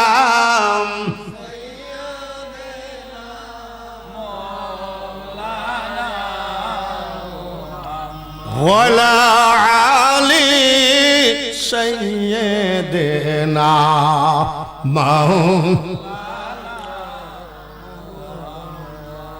সিন্ধুকের মধ্যে ছেড়ে দিয়েছে তালা মারি। মুসা আলাইহিস সালামের খালা নদীর কিনার কিনার দিয়ে যাচ্ছে, বাচ্চাটা কার বাড়িতে উঠে, পরে আমরা বড় টড় হইলে নিয়ে আসব। ফিরাউন আর আসিয়া বালাখানায় বসে আছে, আল্লাহ বলে দিয়েছে কোন দিক থেকে আসবে। বারবার মা আসিয়া দক্ষিণ দেখে তাকায়। ফিরাউন কয় টেনশনে আছো নাকি? কেন? বলে বারবার এদিক তাকাইছো। বলে আমি তোমার স্ত্রী দেখি তাই বলি কি আমার স্বাধীনতা নাই? ফিরাউনের দোষ হাজার, গুণ ছিল একটা, আসিয়া ধমক দিলে জায়গায় দাঁড়ায় থাকতো। এই গুণটা তার ছিল। আসিয়া যদি বলতো এখন এই কাজ করবি, সঙ্গে সঙ্গে করতো। বলছে না, এমনি বলছি। সিন্ধুক ভাসতে ভাসতে আসতেছে। আসিয়া ওটা কি? বলে একটা সিন্ধুক। কিনারায় দাঁড়ালো। আসিয়া বলে ফিরাউনকে সিন্ধুকটা উঠাও। ফিরাউন ধরতে যায়, সিন্ধুক ভেসে দূরে চলে যায়। সুবহানাল্লাহ। আসিয়া কয় এ কি জাতা মস্তান, তোর হাতে ধরা দিবে? দেখি সরো। আসিয়াই যেই নামছে, সিন্ধুক এসে কিনারাই লাগলো। মারহাবা বসে উঠাও। উঠাল, তালাটা খুলল। এত চেষ্টা করে ফিরাউন তালা খুলতে পারে না। আসিয়া কয় সরো। আবার উনি কয় আমি খোদা, আমাকে সেজদা দাও, তালা খুলতে পারবো। মাসি আছেন ওই কাফের শুনতে না পারে, মনে মনে কয় বিসমিল্লাহির রহমানির রহিম। তালা খুলে গেল। ঢাকনি উঠায় দেখে মা আসিয়ার দিকে মিট মিট করে তাকায় হাসে হযরতে মূসা কালিমুল্লাহ। মা আসিয়া কই এত সুন্দর বাচ্চা। এই শোনো, তুমি যে আমাকে বিয়ে করলে, একটা বাচ্চা দিতে পারলা না, আমি নিঃসন্তান, মানুষের কত খারাপ কথা বলে, এই বাচ্চাটা আমি পুষবো। ফিরাউন কয় এইটা মনে হয় আসল মূসা। তুমি তো খোদা দাবি করো, এইটুকু বাচ্চাকে মূসা বলে ভয় পাই? বাচ্চাকে তুমি মাইরে দেখো, তারপরে তোমার মূসা পড়া। বলে ঠিক আছে, আমি লালন পালন করব, তুমি চারিদিকে ডিক্লার দিবা আসিয়ার বাচ্চা হয়েছে। আসিয়ার যে বউ পাগল অনেকে আছে না, এর মধ্যে নাই? আপনার এলাকায় নাই নাকি? বউ যদি বলে চুপ থাকো, স্বামী এরম কাঁপে। এরম দুই একটা স্বামী নাই নাকি? থানার ওসিকে ভয় পায় না, কিন্তু বউকে ভয় পায়। হয়তো বা আপনাদের জালালাবাদের নাই, আন্দাজে আছে। আপনি কি বাড়ি বাড়ি খোঁজ দিয়েছেন? থাকলেও থাকতে পারে। বাইরে আমার ফিরাউন ডিক্লার দিয়েছে, তোমরা দেখি যাও আমার বাচ্চা হয়েছে। বাচ্চা দেখতে আসে আর রাজ ভান্ডার থেকে সোনা রূপা হীরামণি মুক্তা কাঞ্চন মানুষকে দান করে বাচ্চা হয়েছে। ফিরাউনকে তো অত দান করলে তো রাজ্যে অভাব হবে। চুপ থাকো, এতদিন পর আমার একটা বাচ্চা হয়েছে, আমি লোককে দান করবো না? আচ্ছা ঠিক আছে, দান করো। আসিয়া মনে মনে কয় আল্লাহ আমাকে স্বপ্নে দেখাইছে এইটা সেই মূসা কালিমুল্লাহ, তোর রাজত্ব সব 14 গোষ্ঠী ধ্বংস করবো আমি আসিয়া।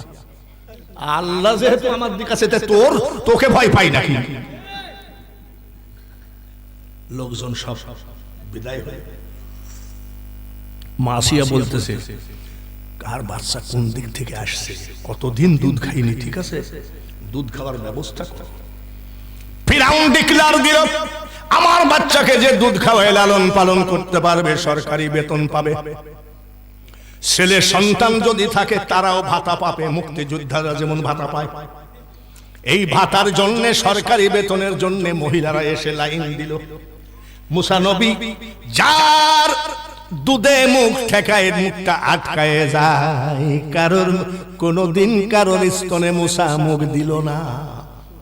ফিরাউন কয়, তো ছেলে তো অসুখ, দুধ খায় না, বলে আমি কি করব, আমি তো বেতন দিতেই চাইছি। মুসা নবীর খালা চলে গেছেন, সুবহানাল্লাহ। মুসা নবীর বোন জিজ্ঞেস করতেছে, মুসা নবীর খালা মা জিজ্ঞেস করছে, কিছু দেখলি? বলে তোর ছেলে ফিরাউনের ঘরে। বলে হায় রে আল্লাহ, স্বপ্নের ভিতরে তুই কি বললি আর কি করলি? তুই আল্লাহর জবান এইরকম। বলছে চুপ কর, ও কারো দুধ খাচ্ছে না, ডিক্লার দিয়েছে সরকারি বেতন দিবে এবং তোর মেয়েরও বেতন দিবে, যা। তাই নাই বলে খবরদার পরিচয় দিস নি যে তোর ছেলে, তাহলে মেরে ফেলবে। মা আসিয়া বলছে, দেখেন তো আপনার দুধ খায় নাকি? যেই কোলে নিয়েছে মুস্কি মুস্কি হাসে আর দুধ খায়। মা আসিয়া মনে মনে কয়, এইটাই হলো মুসার মা। নারায়ে তাকবীর! পৃথিবীর সব ক্ষমতার মালিককে। আসিয়া বলছে, আপনার যে ছেলে আমি বুঝতে পেরেছি, কিন্তু আপনি কোনোদিন ভুল করেও বলবেন না যে আপনার ছেলে। আমার এই স্বামী খুব হারামখোর, মারি ফেলিবে। আচ্ছা ঠিক আছে, নিজের মার দুধ খেয়ে নিজে লালন পালন হয়, জোরে কোনো মার হাওয়া। যেখানে বাঘের ভয় সেখানেই আল্লাহ পারে কি পারে না? মুসা নিজের মার দুধ খেতে খেতে 3 বছর বয়স হলো। দেখবেন বাচ্চাদের আস্তে আস্তে চেহারা বাড়তেই থাকে, ঠিক কিনা? এই এখন একরকম, কিশোর একরকম, শিশু একরকম, যৌবনকাল একরকম, চেহারাটা এত সুন্দর। বাদশাহী খানা বোঝেন না। মা আসিয়া খুব দামি পোশাক পরাই দিয়েছে, মুসা ঘরের ভিতরে ঘুরে। ফিরাউন এসে বলছে, বাহ, আজ তো খুব ছেলেটাকে সুন্দর লাগতেছে। আসিয়া রে, 3 বছর হয়ে গেল, আমি এটা অরিজিনাল মুসা মনে করে কোলে নিই নাই। ঘৃণা করি, খালি তোমার ভয়ে আমি মেনে নিলাম। আজ আমার মনে বলছে একটু কোলে নিব। কোলে নাও।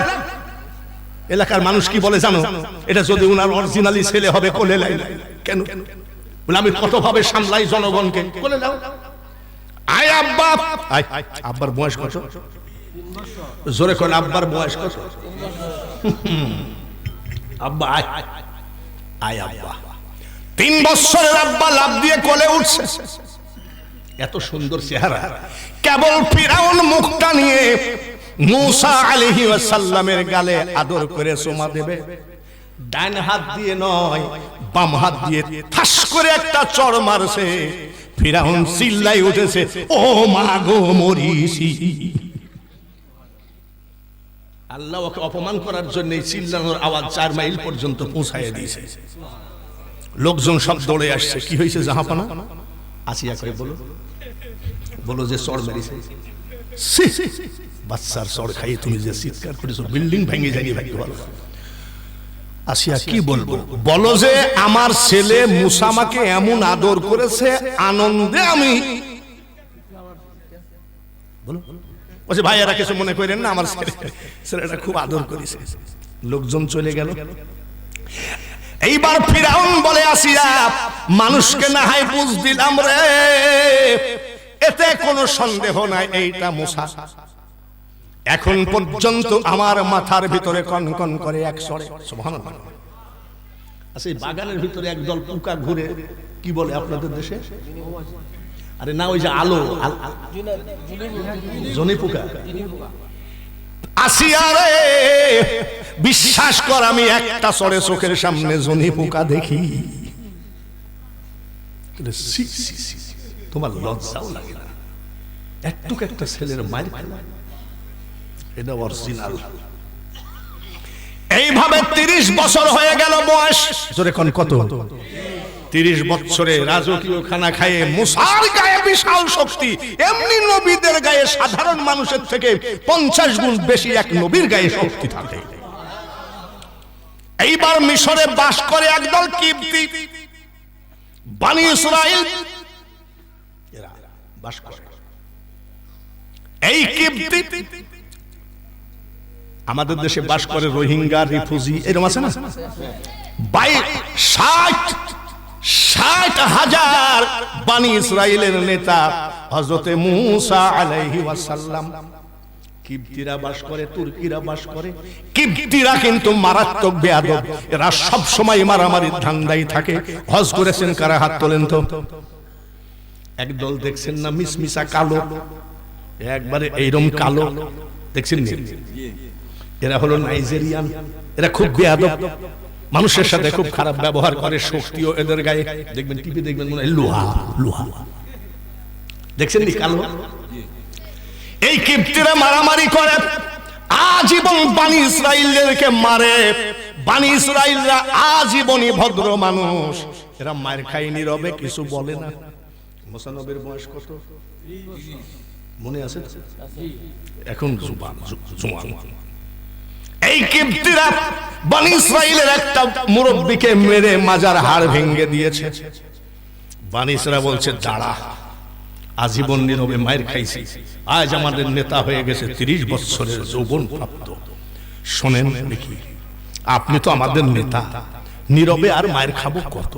কেন এই কিবতিরা আমাদেরকে ধরে আজীবন মারে, আমরা কিছু বলি না। কি হয়েছে? ওই আমাদের এই মুরব্বির মায়ের মাজার হাড় ভেঙে দিয়েছে। বলে কে ডা? বলে এইটা। মুসা নবী দৌড়ে গিয়ে একটা ঘুষি মেরেছে, এক ঘুষিতে ওই কিবতি 16 টুকরা হয়ে গেছে। বুঝে নিয়েন শক্তিটা কত। এইবার কিবতিরা মার্ডার কেসের আসামি করে প্রধানমন্ত্রী হামানের কাছে মামলা দিল। হামান বলছে ফিরাউন রে, দুদ্দি কাল সাপ পুষছিস, এই দেখ কি একটা ঘুষি মারি 16 টুকরা করেছে তোর সাওয়াল, তাই নাকি? দরজা বন্ধ কর। 3 বছর বয়সে যে আমাকে একটা ঠাস করে চড় মেরেছিল, আমি লজ্জায় কাউকে বলি না, এখনো আমার মাথার যন্ত্রণা কমেনি। এক কাজ করে, এই সুযোগে ওয়ারেন্ট মানে কি? গ্রেফতারি ওয়ারেন্ট জারি করে দিলাম, গ্রেফতারি পরোয়ানা জারি করে দিলাম। এই সুযোগে মুসা মার্ডার কেসের আসামি বলে ধরে নিয়ে এসে জেলখানার ভিতরে তোর মনের মতো পিটা। হামান বলছে সই কর, রাষ্ট্রপতি সই করে দিয়েছে। মিটমিট করে হাসে হামান। ফিরাউন, কাল তোর কপালে, এই মুসা কাল তোর কপালে যে কি মায়ের আছে, আমি তোকে পিটায়ে পিটায়ে মারবো। এটা কি? ওয়ারেন্ট, গ্রেফতারি পরোয়ানা। গ্রেফতারি পরোয়ানা বালিশের নিচে থুয়ে প্রধানমন্ত্রী হামান ঘুমাই আছে। সকাল বেলায় মুসা নবীকে গ্রেফতার করে তাকে পিটায়ে পিটায়ে মারবে জেলখানার ভিতরে। আমার আল্লাহ বলে স্বপ্নে, এ মুসা তুমি আসলেই মার্ডার করেছো, এইবার তোমার নামে গ্রেফতারি পরোয়ানা ইস্যু করেছে ফিরাউন। সকাল বেলায় হামান তোমাকে অ্যারেস্ট করে জেলখানার ভিতরে পিটায়ে মারবে। আমি আল্লাহ অর্ডার দিলাম, ঘুমের থেকে উঠে দেরি করবা না, নীল দরিয়া পার হয়ে চলে যাবা। ওই পারে গিয়ে আমার এক বন্ধু আছে হযরত শুআইব আলাইহিস সালাম, তার বাড়িতে আশ্রয় নিবা। খবরদার ভুল করো না, তোমাকে কিন্তু অ্যারেস্ট করলো। এইবার আল্লাহ শুআইব নবীকে বলে দিচ্ছেন, শুআইব কাল সকালে একটা জওয়ান মানুষ আসবে, এটা মুসা আলাইহিস সালাম। আমি আল্লাহ বলছি তোমার বড় মেয়ের সাথে বিয়ে দিয়ে জামাই বানিয়ে নিবা। সুবহানাল্লাহ। আর তোমার ঘরে যে আদম আলাইহিস সালামের হাতের লাঠি আছে, জামাই হিসাবে এই লাঠি তোমার জামাই মুসা আলাইহিস সালামকে দান করে দিবা। নারায়ে তাকবীর। আমি আগেই বলেছিলাম যে আপনারা এই এমন কাহিনী দিচ্ছেন, অনেক বড় কাহিনী, আপনাদের অসুবিধা হচ্ছে না? কোনো অসুবিধা নাই? ঠিক না বেঠিক? 1 নম্বর না 2 নম্বর? এক নম্বর যদি হয়ে থাকে, ঠিক তো, সামনের দিকের বাচ্চারা বাদে সবগুলো এক হাত করে আগায় আসতে হবে। আর যদি না আগান তাহলে মনে করব 2 নম্বর কথা। ওয়াজ শুনতে মনে চাচ্ছে না, জোর করে বসে আছেন, একটু আগায় আসেন। লা ইলাহা ইল্লাল্লাহ, আসেন সবাই। লা ইলাহা লা ইলাহা, একটাও আগাই না। লা ইলাহা ইল্লাল্লাহু মুহাম্মাদুর রাসূলুল্লাহ। একবার জবান দিয়ে মদিনাওয়ালার উপরে পড়েন আল্লাহুম্মা, জোরে জোরে সাল্লি আলা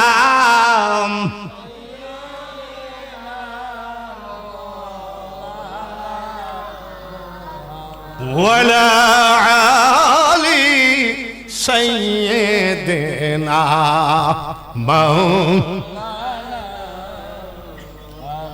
ভোরবেলায় উঠে মুসা আলাইহিস সালাম চলে গেলেন নদীর ওই পার।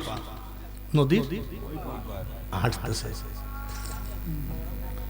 হাঁটতেছে হাঁটতে হাঁটতে যায়, দুটো যুবতী মেয়ে কয়েকটা ছাগল নিয়ে দাঁড়ায় আছে, পানির কলস নিয়ে দাঁড়ায় আছে। কয়টা মেয়ে?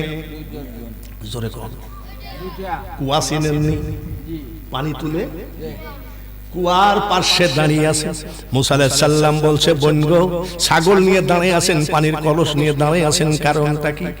মেয়ে দুইটা বলে, ভাইজান, এই কুয়াটা বন্ধ করা হয়, দিনে খোলা হয়, কামলা ছুটি হবে, 7 জন পুরুষ লাগে এই পাথর সরাইতে কুয়ার মুখে।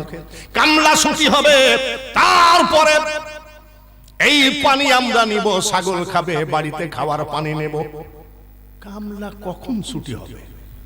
তো বলছে সেই পর্যন্ত দাঁড়ায় থাকাই লাগে ডেলি, তাই নাকি? সরেন। 2 হাত দিয়ে পাথর সরাইয়া দিয়েছে, জোরে বলেন মারহাবা।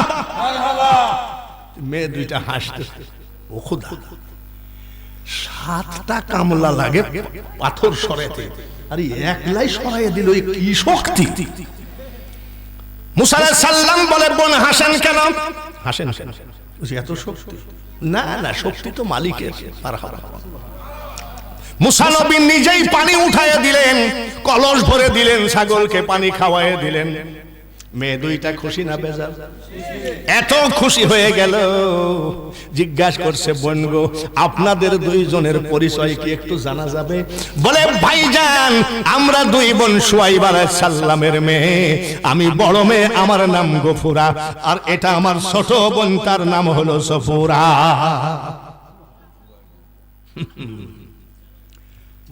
অনেকে টেস্ট করে, ওনাকে আইটেম দিব। আমি সব থেকে খুশি হয়েছি, উত্তর জালালাবাদ নবী প্রেমিক ইমাম মারহাবা কর। আপনাদের এই সংগঠনের নামটা শুনে আমার আত্মা ভর্তি হয়ে গেছে। আচ্ছা, এই সংগঠনের যারা নাম আছে তারা কি এখানে আছেন? একটু হাত তোলেন তো, কারা কারা আছেন? ও বাবা, এই 4-5 জন নিয়ে সংগঠন নাকি? আছে, অনেক লোক আছে। এমন এক নামে সংগঠন করেছে, কিয়ামতের মাঠে আপনাদের কোনো জাহান্নামের ভয় নাই। তার মানে জাহান্নামের যুবকদের সর্দারকে ডাক ইমাম হাসান। মহিলাদের নেতৃত্বের, মহিলাদের জান্নাতের সর্দার ইনি, তিনি কে? বিশ্বদুলালী নবীর নন্দিনী, মারহাবা কর। খাতুনে জান্নাত ফাতিমা জননী, বিশ্বদুলালী। এদের যাতে এরা ইমাম হুসাইন সম্পর্কে। ইমাম হাসান আর হুসাইন ছোট্ট 2টা ভাই, মারহাবা। ইমাম হুসাইন একটু চটপটা, আর ইমাম হাসান একটু সরল সোজা। ইমাম হুসাইন বলছে, সালমানের সাথে দেখা করে আসে। কি বলে, কিছু প্রশ্ন করবো। নবীজি বসে আছেন, কয়, আসসালামু আলাইকুম নানু ভাই, কেমন আছো? বলেন আলহামদুলিল্লাহ। কি নানার সাথে নাতির খাতির আছে কি? দাদার সাথে নাতি। এনার বাড়িতে আমি বসে আছি, আমার একটা নাতিন আছে 3 বছর, আমাকে একটা ছবি পাঠিয়ে বলছে, দাদু ভাই তুমি না থাকলেই বাড়ি কেউ আমাকে দেখতে পারে না। ওর মা আছে, ওর বাপ আছে, কিন্তু বলছে দাদু ভাই তুমি না থাকলে আমাকে কেউ দেখতে পারে না। এটাই হলো দাদা নাতি। আসসালামু আলাইকুম নানু, কেমন আছো? বলে আলহামদুলিল্লাহ। ভালো আছো তো? আচ্ছা নানা, আচ্ছা আমরা তো 2 ভাই হাসান আর হুসাইন। বলে হ্যাঁ। তুমি কাকে বেশি ভালোবাসো? বলে আমি 2 জনকে সমান ভালোবাসি। তাই নাকি? বলে হ্যাঁ। আচ্ছা নানু ভাই, আল্লাহ কাকে বেশি ভালোবাসে? আল্লাহ তোমাদেরকে 2 জনকে সমান ভালোবাসে। ইমাম হুসাইন বলে নানাজি, এক ক্লাসে 2 জন ফার্স্ট হয় না, একটা সেকেন্ড, একজন সেকেন্ড হয়। ফার্স্ট কেডা সেকেন্ড কেডা? আমার নবী বলে, হাসান হুসাইন রে, একটা কথা মনে রাখো, তোমাদের 2 ভাইয়ের জন্য আল্লাহর কাছে দুনিয়াবি কোনো হিসাব নয়, এটা হলো আমার মওলার জান্নাতি হিসাব। বলে না তা হয় না, একজন ফার্স্ট বা একজন সেকেন্ড হইতেই হবে। না 2 জনই সমান। তাই হয় নাকি? কলেমা পড়ো, যার কলেমা বেশি পড়া সুন্দর সে ফার্স্ট, তারপরেরটা হবে সেকেন্ড। ধরেন আপনাদের দেশে আসছি, আমার আগের বক্তার নাম কি? এবার যদি বলেন যে আজকে 2 জন চ্যালেঞ্জ হবে, ও তো আমার থেকে মেলা জোয়ান লোক নাকি, তো চ্যালেঞ্জে তো আমি এই দেশ থেকে হার মেনে যাব না। আমি চেষ্টা করব আমার জান যায় যাত্রাও জিততেই হবে। বিসমিল্লাহির রহমানির রহিম।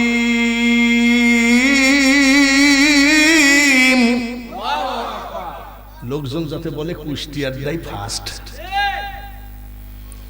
ওয়ালাকাল ইনসানা মিন সালসালিন কাল ফাকর। আমাকে ফার্স্ট হইতেই হবে। وخلق الجن من مارج من نار فبأي آلاء ربكما تكذبان। কলেমা পড়ো, ফার্স্ট হওয়ার জন্য কায়দা করে কলেমা পড়ছে। ইমাম হুসাইন রাদিয়াল্লাহু তাআলা আনহু সুন্নি যুব সংঘের ছেলেরা শোনো, কার নামে সংগঠন করেছে? বলেন তো নানু ভাই, কার কলেমা সুন্দর বেশি, কে ফার্স্ট? আমার নবী বলে, ও হাসান হুসাইন রে, কুন্ডা হাসানের গলা, কুন্ডা হুসাইনের গলা, আমি তোদের নানা মোটেও টের পালাম না রে, এতে বোঝায় 2 জনই সমান। বলে নানা বুঝলাম না, তাই হয় নাকি? একজন তো সেকেন্ড হবে। পাতা দিয়েছে, পাতার উপরে কলেমা লেখ। ফার্স্ট হওয়ার জন্য 2 ভাই কায়দা করে কলেমা লিখছে। দেখো কে ফার্স্ট আর কে সেকেন্ড। 2 ভাইয়ের কলেমা লেখা দেখে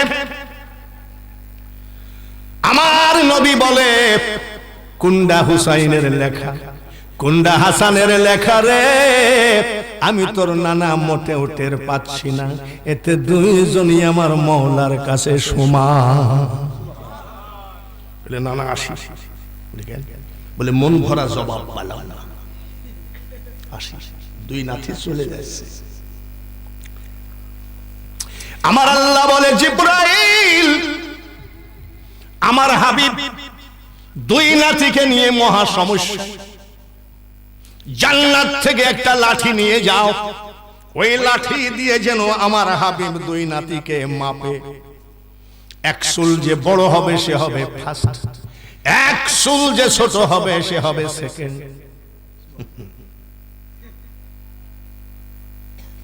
জিবরাইল লাঠিটা দিয়ে কয়, আসসালাতু আসসালামু আলাইকা ইয়া রাহমাতাল লিল আলামিন।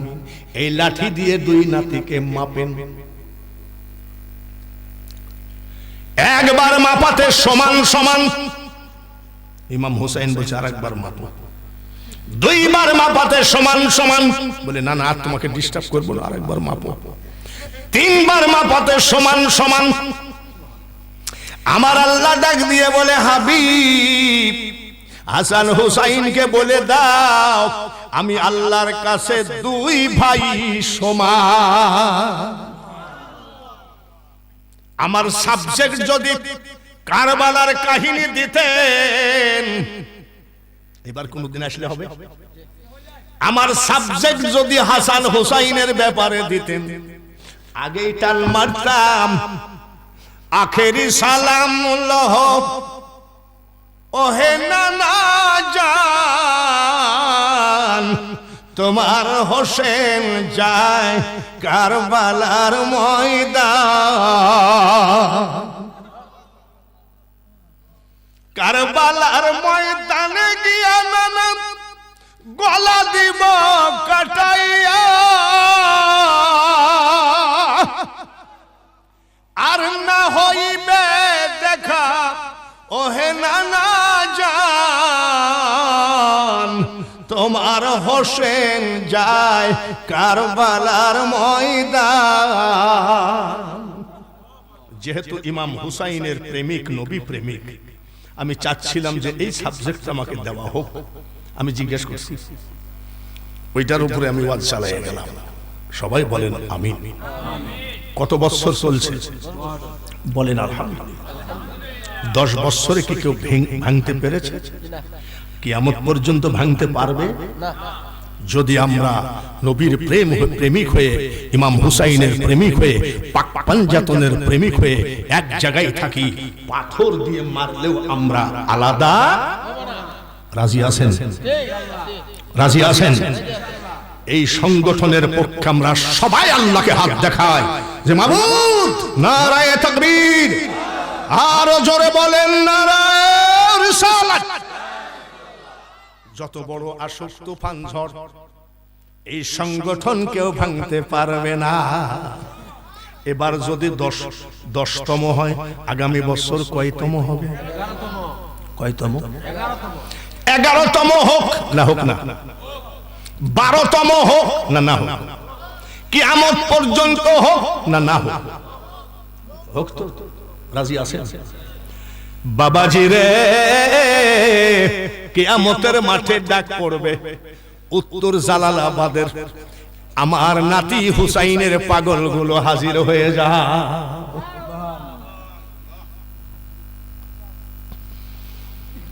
হোক বললে তো হবে না, এটা খরচ আছে, ঠিক কিনা? আমার এই হাত দিয়ে আমি 10 বার কাবা জিয়ারত করছি। গত আগের রমজানে আমি সারা রমজান নবীজির রওজা ধরে রোজা মুখে চোখের পানি ফেলছি। আমার এই হাত দিয়ে 33 বার আমি আজমির জিয়ারত করেছি। ওই যে ছেলেটা বসে আছে, ওর বাড়ি কিন্তু ইন্ডিয়া, মুর্শিদাবাদ থেকে পাসপোর্ট করে বেড়াইতে আসছে।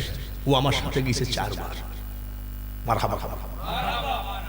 আমার এই হাত দিয়ে এই 10 বছরে আপনারা 10 জনকে প্রধান অতিথি বানিয়েছেন, আর এইবারের প্রধান অতিথি 81 বছরের বুড়া মানুষ, যাকে যা বলবো যদি শোনেন আমি একটা দুয়াই করব, আল্লাহ তাআলা আমি বাঙালি হুজুর মরার আগে যেন কোটি কোটি টাকা দিয়ে আপনার সপরিবারকে মদিনার মেহমান বানায়। মরণে থাকিব একা, কবরে থাকিব একা, হাসরে উঠিব একা, সেদিন দয়া করে নবীজি দিও দেখা, ইয়া নবী সালাম আলাইকা, ইয়া রাসূল সালাম আলাইকা, ইয়া হাবিব সালাম আলাইকা, সালাওয়াতুল্লাহ আলাইকা। খুব অত্যন্ত জরুরি কথা বলি। সুন্নিদের শত্রু রাস্তাঘাট এখন তবারক দিবে নাকি? বাচ্চা ছেলেরা আছে, একটু তবারক নিয়ে সেই ঝামেলা হতে হবে। বাচ্চারা তো শত্রুরা কিন্তু ক্যামেরা সেটিং করে ভিডিও করে ফেসবুকে। গতকাল জালালাবাদে তবারক নিতে যাই 17 জন মারা। এরা সিটাররা এরকমই করে, যার জন্য একটু লাইন দিতে হবে, যাতে তবারকটা মাঝখান দিয়ে একটা লোক দিতে সুবিধা হয়। নামাজের মতো অল্প ফাঁক রাখবেন, অল্প ফাঁক রাখবেন। এখনই আপনারা কি আমার কথা বোঝেন না? এটা সুন্দর করে লাইন দিবেন যাতে একটা লোক। আমাদের মনের বেদনা নবী গো বোঝাইলে কেউ তো বোঝে না, শুনাইলে কেউ তো শোনে না। এমন যেতে চাই সোনার মদিনা। সবাই ইয়া নবী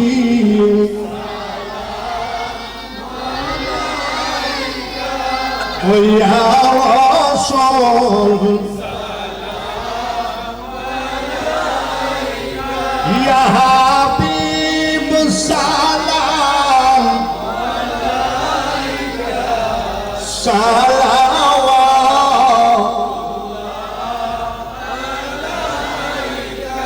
আমরা যে নবীজি আপনার দিওয়ানা, এমন যেতে চাই সোনার মদিনা।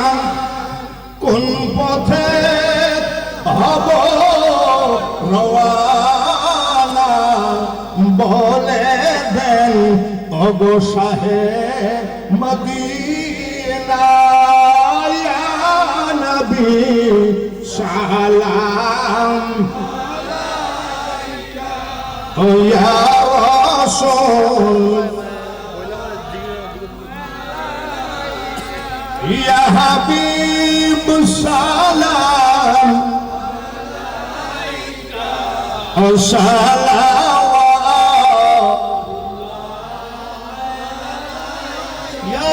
খেয়াল কি তবারকের দিকে হবে না আল্লাহর দিকে হবে? অসংখ্য তবারক আহলে সুন্নাত ওয়াল জামাতের তবারকে কোনোদিন কমতি পড়ে না। হাত বাড়ান, আল্লাহুম্মা আমিন। আল্লাহুম্মা আনতাস সালাম ওয়া মিনকাস সালাম ওয়া ইলাইকা ইয়ারজুস হাইয়িনা রাব্বানা বিস সালাম ওয়াদখিলনা দারাকা দারাস তাবারাকতা রাব্বানা ওয়া তাআলাইতা ইয়া জাল জালালি ওয়াল ইকরাম। ربنا تقبل منا إنك أنت السميع العليم وتب علينا إنك أنت التواب الرحيم رب ارحمهما كما ربياني صغيرا। রব্বুল আলামিন উত্তর জালালাবাদ নবী প্রেমিক ইমাম হুসাইন রাদিয়াল্লাহু তাআলা আনহু সুন্নি যুব সংঘের উদ্যোগে 10তম বার্ষিক সুন্নি সম্মেলনকে তুমি কবুল করে নাও। আজকের এই মাহফিলের, আজকের এই সম্মেলনের দুরুদ সালাম, মিলাদ কিয়াম, তেলাওয়াত, জিয়ারত মদিনার পবিত্র জমিনে তোমার হাবিবের রওজা পাকে পৌঁছা, মাওলানা আলীর দরবারে পৌঁছা, খাতুনে জান্নাতের দরবারে পৌঁছা, বড় ইমাম ইমাম হাসানের কাছে পৌঁছা। বাবু আমি গুনাহগার, নিশিরাত্রির চিল্লানো কি তোমার দরবারে পৌঁছে না নাকি? 10তম সুন্নি সম্মেলনের হাদিয়া কারবালার জমিনে ইমাম হুসাইনের রওজা পাকে পৌঁছা। নারাজ হইও না, আমাদের উপরে নিষ্ঠুর হইও না। তুমি যদি আমাদের উপরে নারাজ হও, নিষ্ঠুর হও, কোথায় যাব বলো? ইমাম হুসাইনের দরবারে আজকের মাহফিল পৌঁছায় দাও। সারা পৃথিবীর নবী ওলি গাউস কুতুব আউলিয়া আম্বিয়া শহীদ শহীদান সাহাবায়ে কেরাম খুলাফায়ে রাশিদিন পীর মাশায়েখুল বুজুর্গ প্রত্যেকের দরবারে মাহফিলের হাদিয়া পৌঁছা। যে দেশেতে ঘুমাই কত আউলিয়া দরবেশ, সে যে আমার জন্মভূমি সোনার বাংলাদেশ। সিলেটেতে আসলেন রে ভাই শাহজালাল আউলিয়া, ইসলাম প্রচার করতে আনলেন শাহপরানকে নিয়ে। কত জাতি হলো মুসলিম সৈনা উপদেশ, সে যে আমার জন্মভূমি সোনার বাংলাদেশ। যেই জায়গায় প্যান্ডেল করে এত বেলা কোরআন হাদিসের দাওয়াত দিলাম, এই জমিনের মালিক হযরত বাবা শাহজালাল, শাহজালালের পুণ্যভূমি আজকের মাহফিলের হাদিয়া 360 আউলিয়ার রওজা পাকে কবুল করে না। চিশতিয়া, কাদরিয়া, নকশবন্দিয়া, মুজাদ্দিদিয়া, গাউসুল আজম মাইজ ভান্ডারী, শফিউল বশর মাইজ ভান্ডারী, হযরত গোলামুর রহমান বা ভান্ডারী, হযরত আহমদুল্লাহ মাইজ ভান্ডারী, আমানত শাহ বদর শাহ বায়েজিদ বোস্তামি, আনোয়ারা থানায় মোহসেন আউলিয়া, রাজশাহীতে শাহ মখদুম, প্রত্যেকটা বাংলার ওলিদের দরবারে আজকের সম্মানের হাদিয়া পৌঁছা। ডাইনে বামে পিছনে সামনে পর্দার আড়ালে যতগুলি বান্দা বান্দি নিশি রাত্রিতে হাত তুলেছে, কার মা ওই কবরে, কার বাবা কবরে। কবরের পাশ দিয়ে যখন কোন আল্লাহওয়ালা লোক হেঁটে গেছে, মা বাপ চিৎকার করে কেঁদেছে আর বলেছে, কে যাও রে পথিক রাস্তা দিয়া হাঁটিয়া, সূরা ফাতিহা সূরা ইখলাস যাও না একবার পড়িয়া। আজকের মাহফিলের বরকতে এলাকার সকল গোরস্থানকে আযাব মুক্ত করে। দেখো এতিম ছেলেরা কিভাবে হাত দুখানা তুলেছে, এই নিশি রাত্রিতে এতিম ছেলেরা কিভাবে চোখের পানি ঝরাচ্ছে। সন্তানের চোখের পানির কারণে মা বাপকে তুমি জান্নাতুল ফিরদাউস দিও। এমন মানুষ হাত তুলেছে, হাজার হাজার টাকা ডাক্তারকে দিয়েছে, রোগ ভালো হয় নাই। মা রোগী, বাবা রোগী, নিজে রোগী, স্ত্রী রোগী, ছেলে মেয়ে রোগী। সভাপতির বাড়িতে অসুস্থ একটা ছেলে আসছে, ক্যান্সার রোগী। আমি বিশ্বাস করি ডাক্তার রোগী বাঁচাইতে পারে না, ডাক্তার রোগী মারতে পারে না, একমাত্র মারনেওয়ালা বাঁচানেওয়ালা তুমি। তুমি প্রত্যেকের ঘর থেকে রোগ উঠায় না। এমনও মানুষ হাত তুলেছে, বিপদে পড়ে ব্যাংক থেকে লোন নিয়েছে, সুদে টাকা নিয়েছে, দোকানদারের কাছে বাকি করে খেতে খেতে লজ্জায় বাজার ছেড়ে দিয়েছে। ঋণের বোঝা কাঁধে করে এই সুন্নিয়তের শামিয়ানার নিচে যারা হাত তুলেছে, ঋণ পরিশোধ করার একটা রাস্তা দিয়ে দাও। ঘরে যুবতী মেয়ে, জাহেলিয়াতি জামানা, টাকা ছাড়া বিয়ে হয় না। গরিব মা বাপ এটা ওটা বিক্রি করে টাকা জোগাড় করতে পারবে, কিন্তু চরিত্রবান ছেলে পাওয়া যায় না। এই যুবতী মেয়ে নিয়ে মা বাবা সর্বক্ষণ চিন্তা করে কখন জানি দুর্ঘটনা ঘটে যায়। মাবুদ গো, মুসাফির হালে তোমার আদালতে নালিশ দিয়ে গেলাম, চরিত্রবান ছেলের ব্যবস্থা করে মা বাবাকে চিন্তা মুক্ত করে দাও। ক্লাস 1 থেকে primary, high school, college, varsity, মাদ্রাসার ছেলেরাও যদি হাত বাড়ায়, আলা রাব্বিশ রাহলি সাদরি ওয়া ইয়াসসিরলি আমরি ওয়া হালুল উকদাতাম মিন লিসানি ইয়াফকাহু কওলি রাব্বি জিদনি ইলমা। এই যুবকদেরকে তুমি কবুল করো। কিয়ামতের মাঠে ইমাম হুসাইনের পার্শ্বের কামরা জান্নাত দিও। যারা তার প্রেমিক হিসাবে একটা সংগঠন চালিয়ে আসতেছে, কবুল করো। আজকের যিনি সভাপতি মখলিসুর রহমান, কিয়ামতের মাঠে সভাপতিকে ডেকে তোমার হাবিবের সাথে পরিচয় করায় জান্নাত দিও। সহ সভাপতি যে কয়জন, সবাইকে ডেকে তোমার হাবিবের সাথে পরিচয় করায়। যার বাড়িতে খাওয়া দাওয়া করেছি, মেহমানদারিতে তাদের কোনো ত্রুটি ছিল না, কিয়ামতের মাঠে তাদেরকে তুমি জান্নাতের মধ্যে মেহমানদারি করায়। প্রবাসী ভাইরা সবাই বলেন আমিন, আমিন। দেশে যদি অসুস্থ হয়, মা দেখে, বাবা দেখে, ভাই বোন দেখে, বন্ধু বান্ধব দেখে, ওগো মাওলা প্রবাসে যদি অসুস্থ হয়, একমাত্র তুমি ছাড়া দেখার কেউ নাই। আগামী বৎসরের জন্য যারা যে যা দান করেছে, এই দানগুলো তুমি তোমার ডায়েরি মুক্ত করে নাও। এদেরকে একবার মদিনা দেখার টাকা দিও আল্লাহ। গরিবী হালতে আজকের সুন্নি সম্মেলন কমিটি যা কিছু তবারক হাজারো মুসল্লিদের হাতে তুলে দিয়েছে, এই তবারককে তুমি জান্নাতি খাবার হিসাবে কবুল করে নাও। এই সোনার বাংলাকে আল্লাহ, শাহজালালের বাংলাকে, শাহপরানের বাংলাকে তুমি নতুন করে সাজাও। ঘরে ঘরে দরুদ কিয়াম পড়ার মতো মন তৈরি করে দাও আল্লাহ। শাহজালালের দেশ, এদেশে অন্য লোক এসে মাতবরি কেন করবে? তো শাহপরানের দেশ, শাহপরানের ওরসের তবারক বন্ধ করে দিল, তুমি কেমনে সহ্য করো? মাজার গুলো ভেঙ্গে দিচ্ছে, আগুন জ্বালায় দিচ্ছে, তুমি কেমনে সহ্য করো? কবুল করে নাও আমাদের মুনাজাত। আগামী বৎসরের মাহফিল যেন সুন্দরভাবে করতে পারে, কবুল করে নিও।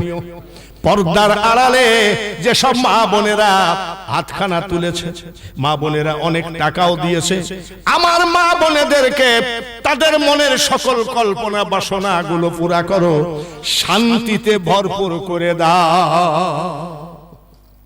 মুনাজাতের শেষে এসে তোমার দরবারে শেষ দরখাস্ত, আগামী 22শে ডিসেম্বর আনোয়ারপুরের মাহফিলকে কবুল করো।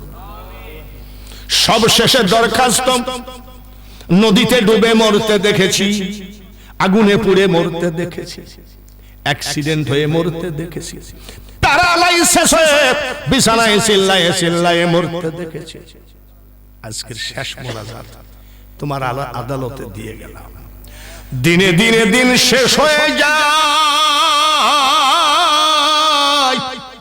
কখন জানি আজরাইল বুকে হাত মেরে দেয়। যেখানেই মরণ লেখো, যেদিনই মরণ লেখো, পাক্কা নামাজি, পাক্কা মুসলমান, পাক্কা ইমানদার না বানায়ে আমাদের কাফন পরায়ো না। সাল্লাল্লাহু তাআলা আলা খায়রি খালকিহি মুহাম্মাদিন ওয়া আলা আলিহি ওয়া আসহাবিহি আজমাইন ওয়ারহামনা মাআহুম লা ইলাহা ইল্লাল্লাহু মুহাম্মাদুর রাসূলুল্লাহ।